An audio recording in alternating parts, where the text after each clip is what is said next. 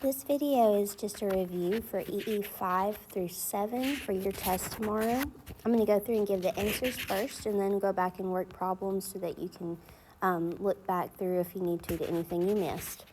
Starting with EE 5, number 6, it says compare the proportional relationships and determine which store has the lowest price per pound of grapes. And what is the lowest price? So it is store B, and that price is $3.90 per pound. Problem 7 on the next page asks you to graph the proportional relationship. Well, we know that the slope here is 4/3. B is 0, so we're going to start at 0, 0.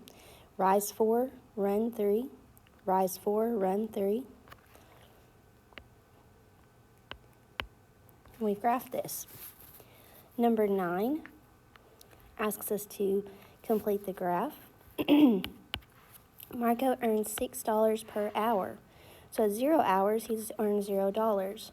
At 1 hour, he's earned $6. At 2 hours, he's earned $12, and so on. At 4 hours, he's earned $24.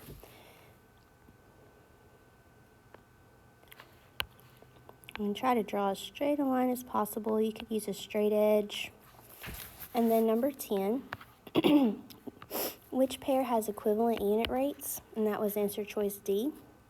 They have the same slope or unit rates, which is 4 in both of these cases.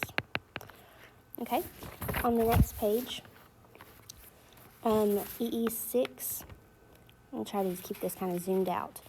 Number 1 asks you to write an equation, y equal 5x. Number 9 says to write the equation in slope-intercept form, y equal negative 4x minus 1. Then EE 7a, number 3 was D. Number 8 was A. And number 13, is he correct? No. Why or why not? There was one solution, and you could go through and solve for that. And then EE 7b, the last page on this packet out of these standards. Number 12 and 13. So number 12 was C, and number 13 was D. We're going to go over the work for each of these answers, starting with EE 5, number 6. We're comparing the proportional relationships and determining which store has the lowest price per pound, and then what is the lowest price. So looking at store A, there's a couple ways to do this. One way is to just find the slope. And honestly, the price per pound could actually just be divided. So in this case, we can say, okay, the price, which is $8.44 for 2 pounds, would be a price of $4.22 per pound.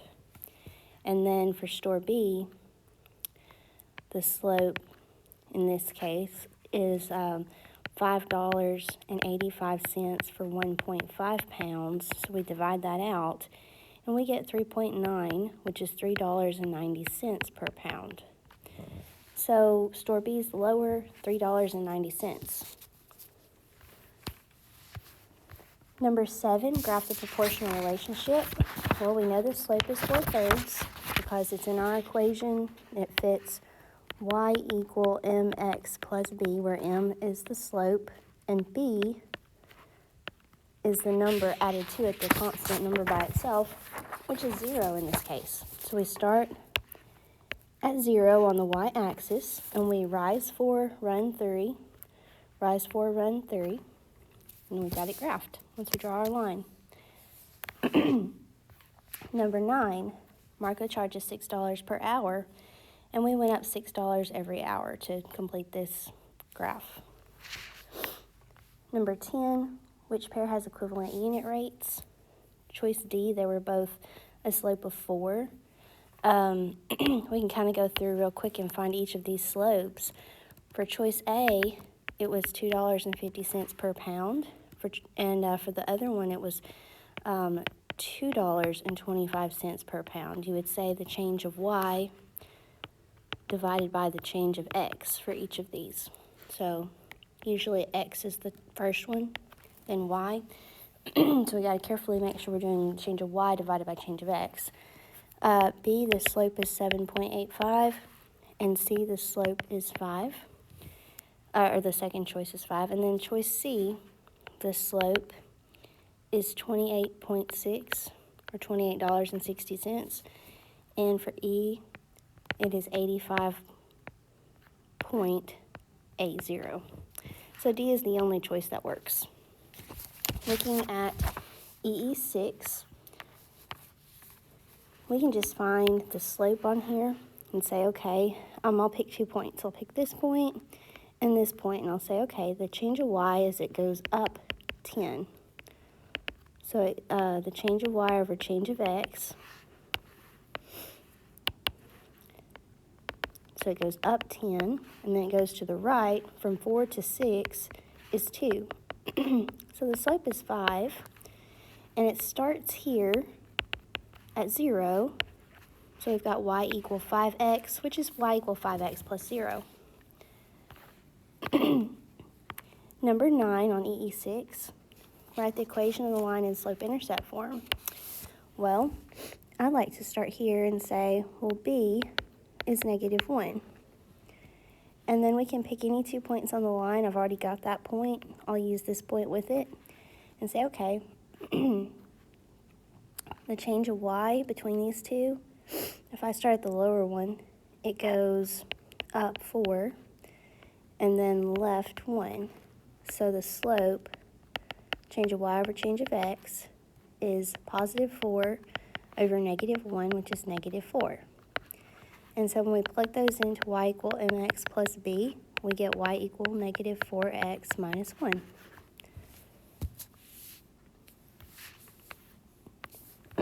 EE7A, how many solutions does this equation have? Well, I would just solve this equation. I'll start with writing it out. 1 minus half times the group 6x minus 4 equal 3 times the group 1 minus x. We'll do distributive property.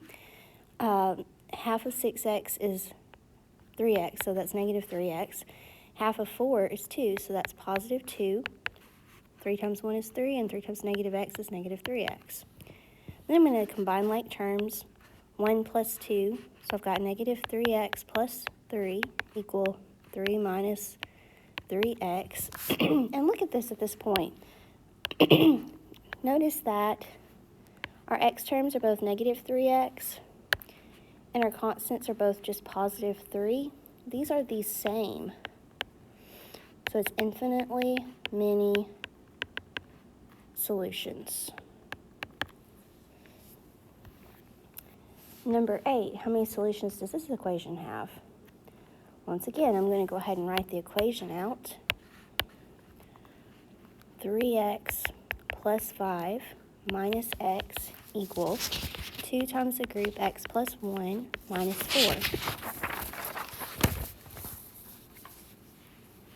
Well, we'll go through and simplify. On the left side, 3x minus x is 2x plus 5. On the right side, we can do the distributive property. So we get 2x plus 2 minus 4. And 2 minus 4 is -2. So I've got 2x plus 5 equal 2x minus 2. At this point, I do notice my x terms are the same, but my constants are different.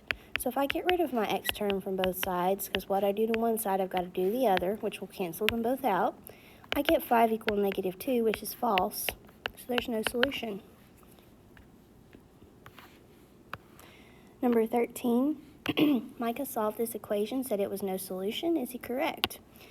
Well, if we work this out, we've got 2x plus x plus 5 equal 3/2 times the group x plus 4.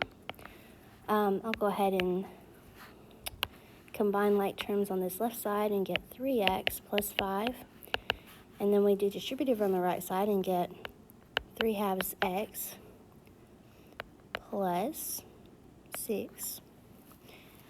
And I'll get rid of one of these x terms. They are different, which tells us it's going to be one solution. But I'm going to get rid of the smaller ones. I'm going to subtract 3/2 from both sides, or 3/2 x. The result, 3 minus 3/2, which 3/2 is 1.5, is we get 1.5 or 3/2 x plus 5 equals 6. I'm going to subtract 5 from both sides. We get 3/2 x equal 1. I could divide by 3/2, which is what most of you are probably going to do in your calculator. I could have multiplied by 2/3. Those are the same. And I get x equal 2/3. So that result is one solution, and we just proved why. And then 8.EE.5-7, number 12, we're just solving this equation. So we're going to simply write down the problem. 2/3 times the group 6x minus 3/2 equal 3 minus x.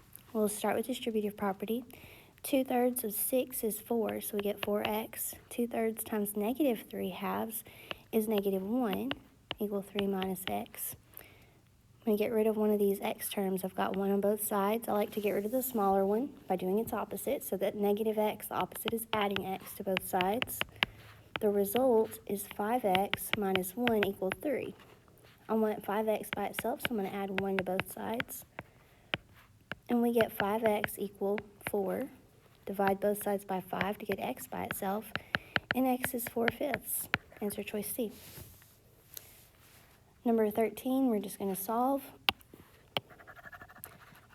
So I'm going to start with, since I have space for it, I'm going to use the work in the problem and say, okay, we have 2x plus 5 times the group 1 minus x. So I'm going to distribute 5 and get plus 5. 5 times negative x is negative 5x equal. Distribute -3 to each term in its parentheses, and we get -3x minus 6, and bring down your plus 11. We have like terms to combine on both sides. I'm going to just note it this way. We have 2x minus 5x on the left side, which is -3x. And then on the right side, we have -6 plus 11, which is +5. Notice right here that we have the same x term on both sides, and we have the same constant on both sides. So these are the same, which means it's infinitely many solutions.